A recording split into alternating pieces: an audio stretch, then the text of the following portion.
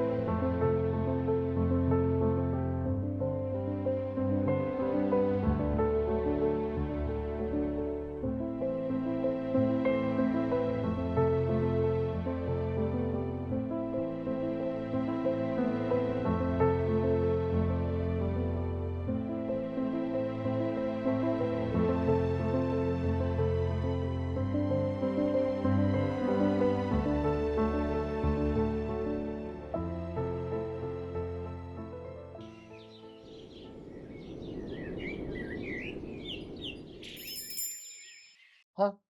မင်းတားပြန်လာပြီလားမသိဘူး ဟဲ့တားလေးလားအေး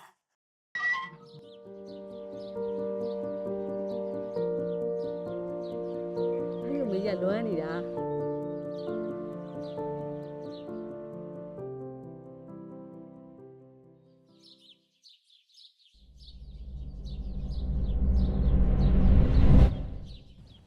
အားလည်းမဟုတ်ဝေဘောကပစ္စည်းလေးလာပို့ပေးရပါခင်ဗျာ ကျေးဇူးတင်ပါတယ်ပေါ့ ပစ္စည်းနာနေလေးပိုင်နိုင်ပါလိမ့်ခင်ဗျာ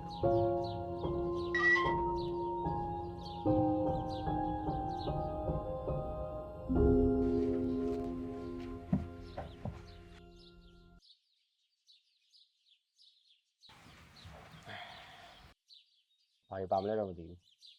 ညတောက်ရင်ဖုန်းခေါ်လိုက်တယ်ကောင်းတယ်